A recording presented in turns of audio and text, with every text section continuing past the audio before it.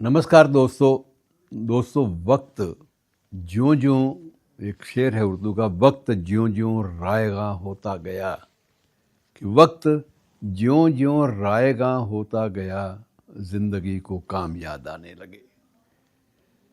और मैं उसी वक्त की बात आपके सामने आज एक पात्र के माध्यम से कर रहा हूँ, और वो पात्र है विजय पथ सिंघानिया। विजय पथ सिंघानिया, जिसने एक वर्ड, एक शब्द कॉइन किया था, द कंप्लीट मैन, अपनी प्रोडक्शन के लिए, अपने रेमंड जो ग्रुप था, रेमंड समूह के लिए, एक दो शब्दों का मिला के एक स्लोगन, एक मार्केट का, बाजार का एक चिन्ह सामने रखा था। वो था the complete man. Complete man की परिकल्पना यही थी कि कंप्लीट मैन वही है जो रेमंड के शूटिंग में बिल्कुल सजा धजा है, वो कंप्लीट मैन है। लेकिन इतना कुछ होने के बावजूद भी कानपुर की एक संकरी गली से निकलकर उसने करोड़ों रुपए का एक उद्योग समूह स्थापित किया। और सिर्फ रेमंड शूटिंग की वजह से नहीं, सिर्फ इसी नाम के साथ नहीं, बल्कि उसके बाद जेके ग्रुप, जेके सीमेंट, और न जाने क्या क्या, जेके लक्ष्मी सीमेंट, और कितने ही ऐसे ढेरों उद्योग उस व्यक्ति ने अपने जीवट के बल पर स्थापित किए।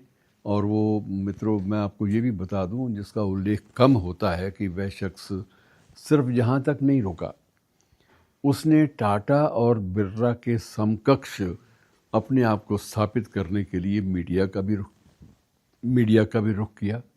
उसने टाटा और बिरला के समक्ष अपना कद बढ़ाने के लिए या अपने आप को स्थापित करने के लिए उसने मीडिया का भी सहारा लिया। उसने एक दैनिक समाचार पत्र अंग्रेजी में निकाला, द इंडिपेंडेंट।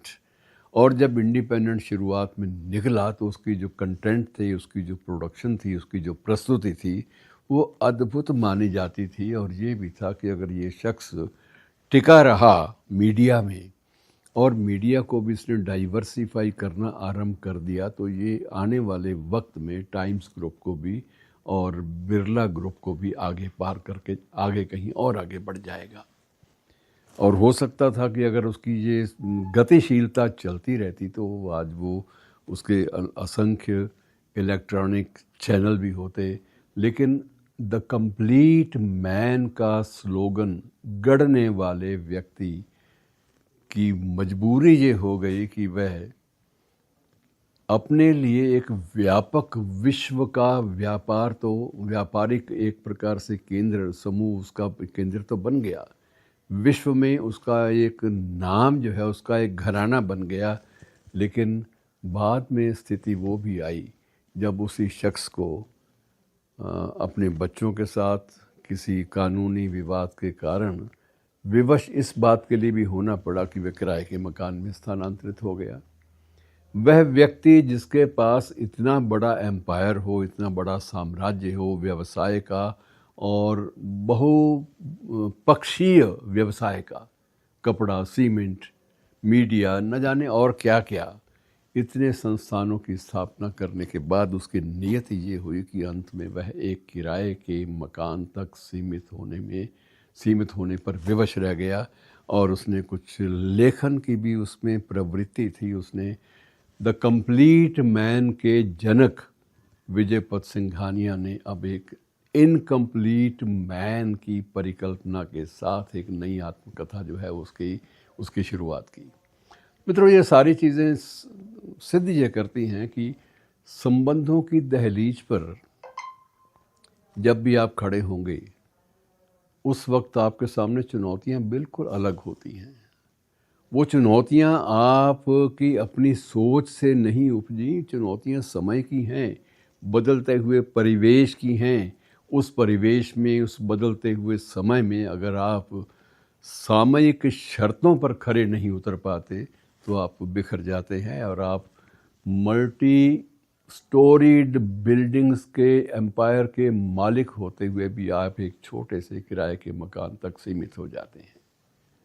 और विजय पथ सिंघानिया का, मित्रों, ये जो परिदृश्य है वो इसलिए भी अब रिसेंटली हाल ही में चर्चा में आया कि कुछ दिन पहले उनका निधन हुआ, इतने बड़े आदमी का। वो आदमी जिसको पद्म विभूषण की पदवी से भी नवाजा गया। पद्म विभूषण बहुत बड़ा सम्मान होता है, भारत रत्न के बाद इसी का स्थान आता है, और ये सम्मान भी उसको उसकी विशेष उपलब्धियों के आधार पर ही मिला। उसकी उपलब्धियों में मित्रों विमान चलाने की भी एक प्रकार से उसकी विशेषज्ञता थी। वह गुब्बारे में गैस भरवाकर उसी गुब्बारे के सहारे विश्व विजय के लिए भी निकल पड़ा था।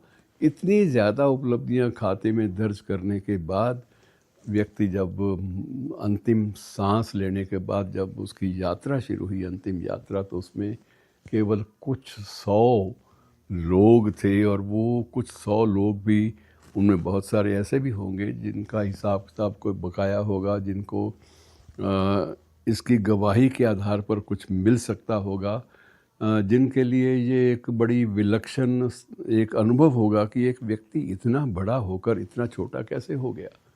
एक व्यक्ति व्यवसाय की दुनिया में गुलिवर बन गया, लेकिन बाद में जब उसका पराभव हुआ तो वो कैसे लिलीपुट के आकार में बदल गया। ये मित्रों एक गाथा है।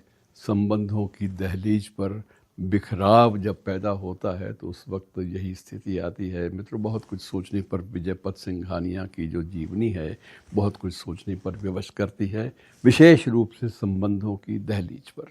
शुक्रिया।